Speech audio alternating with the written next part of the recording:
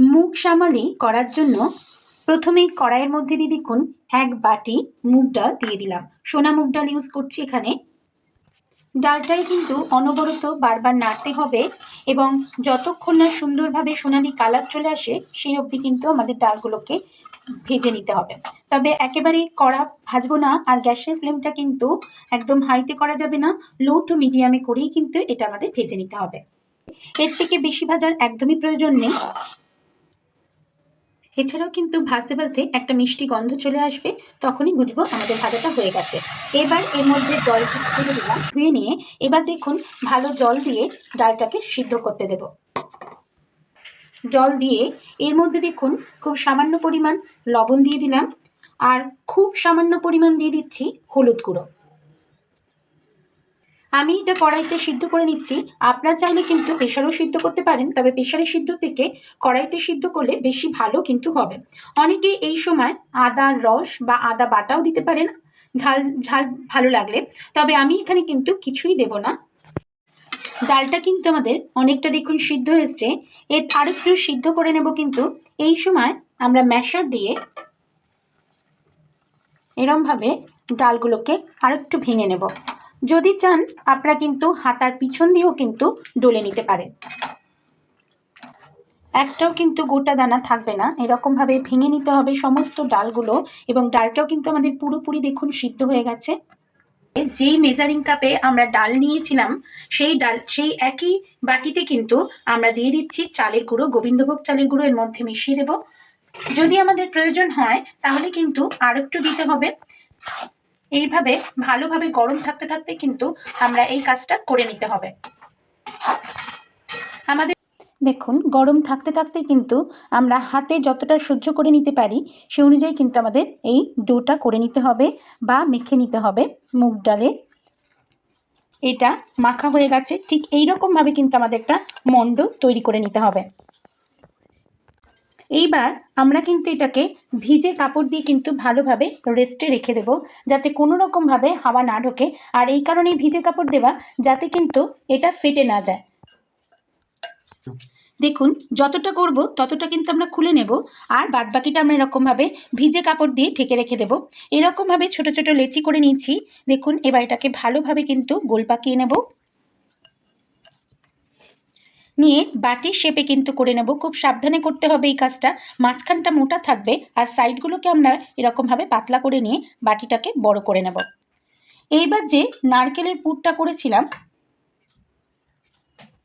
নারকেলের পুরটাকে এইরকমভাবে হাতের সাহায্যে কিন্তু ছাইটাকে লম্বা করে নিলাম, দিয়ে ভেতরে দিয়ে দেব। দেখুন মুখটাকে কিন্তু এরকমভাবে আমরা সিল করে দেব। খুব সুন্দর করে আপনারা চাইলে ডিজাইনও করে দিতে পারেন। মুখটাকে লক করে এরকমভাবে সুন্দর করে করে দিয়ে সাইডগুলো দেখুন দেখতে কিন্তু সুন্দর লাগবে, আর সাইডটাকে কিন্তু পুলির এরকম লম্বা করে দিতে হবে। দুপাশটা দিয়ে জাস্ট এরকমভাবে হাতটা দিয়ে করে নিতে হবে। এরকমভাবেই কিন্তু সুন্দর সুন্দর লম্বাটে পুলিগুলো আমরা মুগ সামালি পুলিগুলো কিন্তু গড়ে নেব। আমি আরেকটা দেখিয়ে দিচ্ছি। এরকমভাবে আমরা ভিজে কাপড়ের মধ্যে থেকে লেচি কেটে নিচ্ছি। লেচির ডোটা কিন্তু মিডিয়াম সাইজে রাখবেন, ভালোভাবে গোল করে নিতে হবে। গোল করে নেওয়ার পর এটাকে একটু বাটির শেপ দিতে হবে। সাইডগুলোকে পাতলা, মাঝখানটা মোটা। নারকেলের যে ছাঁচটা গড়ে রেখেছিলাম আগের থেকে, সেটা কিন্তু পুরটাকে এর মধ্যে দিয়ে দেবো। তবে খুব বেশি পুর দেবেন না, তাহলে কিন্তু ফেটে যাবে। এরকমভাবে লক করে নিচ্ছি। লক করে আপনারা শুধু রেখেও দিতে পারেন, আবার সুন্দর সুন্দর ডিজাইনও করে নিতে পারেন। এখন একবারে সব পুলিগুলো কিন্তু এরকম সুন্দর করে গড়ে নিয়েছি। সমস্ত পুলিগুলো একবারে গড়ে নিয়েই তারপরে কিন্তু আমরা ভেজে নেব। একে একে কিন্তু আমরা পুলিগুলো এরকমভাবে ছেড়ে দেবো তেলের মধ্যে। একবারে বেশি কিন্তু ছাড়বেন না, অল্প ছাড়বেন, তা না হলে কিন্তু পুলিগুলো ভেঙে যাবে। আর হাই ফ্লেমে করব না, হাই ফ্লেমে করলে পুড়ে উঠবে। আমরা মিডিয়াম ফ্লেমে এগুলোকে আস্তে আস্তে ভেজে তুলে নেব। এইভাবে দেখুন খুব সাবধানে কিন্তু ভাজা পুলিগুলো কিন্তু উল্টে নেব। একটা পিঠ দেখুন এরমভাবে ব্রাউন কালার হয়ে আসলে কিন্তু আমরা নেক্সট পিঠটা উল্টে নেব। দেখুন আমাদের কিন্তু মুগসামালি পিঠে ভাজা একদম হয়ে গেছে। ঠিক এইরকম করেই কিন্তু আমরা একে একে ভেজে নেব সমস্ত পিঠেগুলো। তেলের ভাজা পুলি পিঠে কিন্তু দেখুন একদম তৈরি হয়ে গেছে। দারুণ খেতে কিন্তু লাগবে এই ভাজা পুলি পিঠে এবং খুব সুন্দর কিন্তু করে এই গড়ে নেওয়া যাবে। দেখুন একটাও কিন্তু আমার ভাঙেনি, ঠিক আস্তই রয়েছে। না ভাঙা অবস্থাতে কিন্তু কিভাবে করা যায়, একটাও দেখুন ভাঙেনি এবং পুরগুলো বের হয়ে যায়নি। কিভাবে করা যায় এই দেখানো হলো। ঠিক এইভাবেই যদি আমরা করে নিই তাহলে কিন্তু একদমই পুলিগুলো এরকমই হবে এবং ভাজার সময়ও কিন্তু ফেটে যাবে না। ওকে, ভাজা পুলিগুলোকে রসে ভেজানোর জন্য প্রথমে দেখুন 1 কাপ এরকম চিনি নিয়ে নিলাম। সেই একই কাপে দেখুন, এই একই কাপে চিনি নিয়েছিলাম, সেই কাপেই মেপে আমরা 1 কাপ জল ইউজ করলাম।